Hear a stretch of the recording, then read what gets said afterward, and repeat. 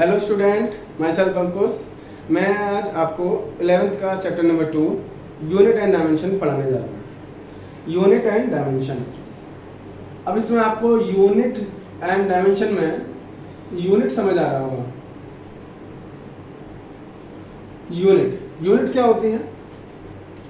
Unit मान लीजिए किसी भी क्वांटिटी को रिप्रेजेंट करने के लिए होती है। यानी इसका मतलब ये बोल सकते हैं कि किसी भी क्वांटिटी को हम किसी यूनिट की टर्म में ही एक्सप्रेस करते हैं। किसी यूनिट की टर्म में ही क्या करते हैं? एक्सप्रेस करते हैं। जैसे मास है तो मास को हम केजी की टर्म में एक्सप्रेस करेंगे। लेंथ है, लेंथ को मीटर की टर्म में करते हैं। तो इसका मतलब यह है कि जितने भी क्वांटिटीज हैं उन सबको हम यूनिट की टर्म में ही एक्सप्रेस करते हैं, है ना? यहाँ ये बात समझ आ गई। अच्छा, इसमें एक नाम आया क्वांटिटी। क्वांटिटी क्या है?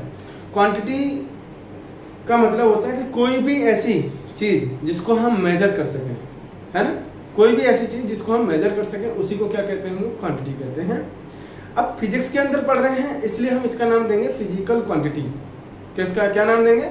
फिजिकल क्वांटिटी, है ना? तो यहाँ पर हम बोल सकते हैं कि कोई भी क्वांटिटी जिसको मेजर किया जा सके उसे हम बोलेंगे फिजिकल क्वांटिटी। अब फिजिकल क्वांटिटी की जरूरत क्यों पड़ी? क्योंकि किस नेचर के अंदर बहुत सारे ऐसे मैटर हैं, मटेरियल हैं, उसको अगर हमें स्टडी करना है तो उसके लिए हमें कुछ क्वांटिटी देनी पड़ेगी। जैसे अभी मान लीजिए मार्कर है, तो इस मार्कर का हमें साइज पता होना चाहिए। तो साइज का मतलब हो गया लेंथ, है ना?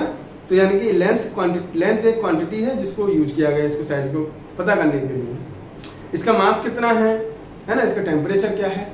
तो इसकी पूरी स्टडी करने के लिए, यानी इस मार्कर की होल स्टडी करने के लिए हमें कुछ क्वांटिटी की रिक्वायरमेंट है। तो इस तरीके से पूरे नेचर को स्टडी करने के लिए हमें बहुत सारी क्वांटिटी की रिक्वायरमेंट है ना? इसलिए हमें फिजिकल क्वांटिटी की रिक्वायरमेंट पड़ी। ओके, अब हम बात करते हैं फिजिकल क्वांटिटी। किसकी बात कर रहे हैं बेटा? Physical quantity.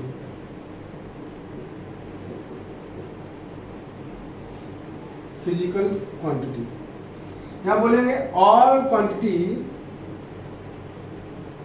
all quantity that can be measured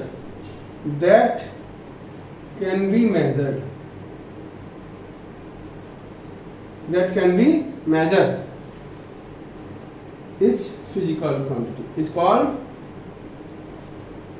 that can be measured is called physical quantity.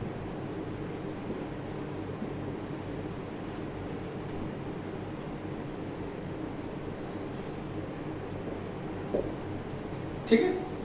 For example time, length, speed, force etcetera. ऐसी बहुत सारी क्वांटिटी हो सकती है जो हम फिजिक्स में यूज करते हैं। इनको सबको क्या बोलते हैं? फिजिकल क्वांटिटी बोलते हैं। क्या बोलते हैं बेटा? इसको हम फिजिकल क्वांटिटी बोलते हैं। अब बात करेंगे फिजिकल क्वांटिटी को रिप्रेजेंट कैसे करते हैं। तो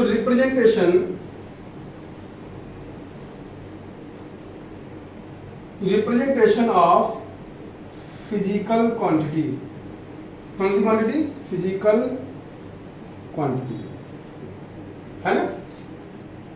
इसको रिप्रेजेंट करने के लिए हमें दो चीजों की जरूरत है। एक तो हमें इसका साइज पता होना चाहिए, साइज या फिर मैग्नीट्यूड, ठीक है? और दूसरी हमें क्या होना चाहिए? यूनिट के बारे में पता होना चाहिए, है ना? जैसे मैं बात करूं यहाँ पर तो Q = NU। तो N क्या है यहाँ पर? Q = मैंने बोला NU। N यहाँ पर क्या है? साइज बोल सकता हूं या नंबर बोल सकता हूं। इसको मैं बोलूंगा यूनिट। क्या बोलेंगे हम लोग? इसको यूनिट बोलेंगे। अच्छा, ये हमेशा क्या रहती है? कांस्टेंट होती है। क्या होती है? कांस्टेंट होती है। अब ये अगर मान लो लेंथ है तो लेंथ होगी, मीटर लेंथ है तो लेंथ रहेगी, मास है तो मास रहेगी, टेम्परेचर है तो टेम्परेचर रहेगी, है ना? इसलिए हम इसको कांस्टेंट बोलेंगे। अच्छा, एक्सप्रेस कैसे? जैसे मान लो मास है तो मास को हम कैसे एक्सप्रेस करेंगे? मास को हम एक्सप्रेस करेंगे यहाँ पर मान लीजिए 20 kg मैंने बोला। 20 में 20 क्या है? नंबर हो गया, है ना? और केजी क्या है यहाँ पर? यूनिट है। केजी क्या है यहाँ पर? यूनिट है। अच्छा ऐसे ही हमारे यहाँ पर लेंथ की बात करूँ मैं, तो लेंथ क्या आएगी बेटा, लेंथ मैंने बोला 25 मीटर बोला, तो 25 क्या है यहाँ पर, नंबर है, क्या है, नंबर है। और मीटर क्या है, मीटर यहाँ पर यूनिट है, क्या है यहाँ पर, मीटर यूनिट है ना।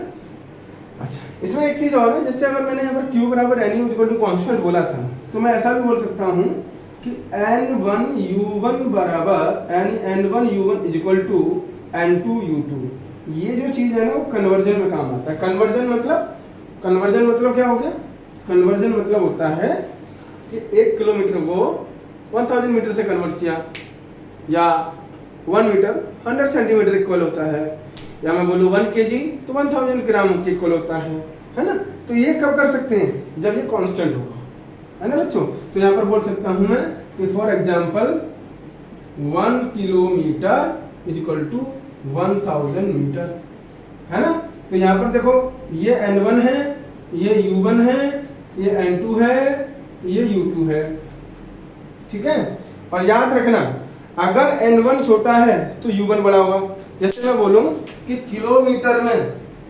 किलोमीटर और मीटर में से कौन बड़ा है, किलोमीटर बड़ा है या मीटर, तो सिंपल सी बात है किलोमीटर बड़ा है, यानी बिग क्वांटिटी, बड़ी क्वांटिटी के बारे में बात करें तो किलोमीटर बड़ी है और मीटर छोटी क्वांटिटी, स्मॉल क्वांटिटी है, ठीक है।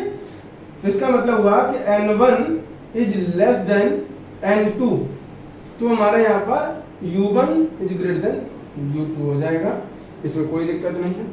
तो हमने यहाँ पर आज पढ़ा कि यूनिट डायमेंशन में यूनिट क्या चीज है, फिजिकल क्वांटिटी क्या है ना, इनको कैसे रिप्रेजेंट करते हैं, इसके बारे में आज हमने पढ़ा, ठीक है बच्चों।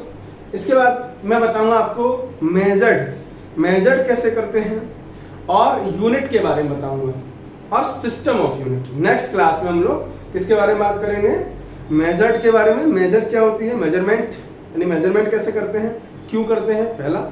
दूसरा आपको मैं बताऊंगा यूनिट के बारे में कि यूनिट क्या चीज है ना, और यूनिट को कैसे रिप्रेजेंट करते हैं, एंड नेचर क्या है यूनिट, यानी प्रॉपर्टी क्या है, यानी प्रॉपर्टी भी होती है यूनिट की, तो वो प्रॉपर्टी के बारे में बात करेंगे कि यूनिट की प्रॉपर्टी क्या है ना बेटा।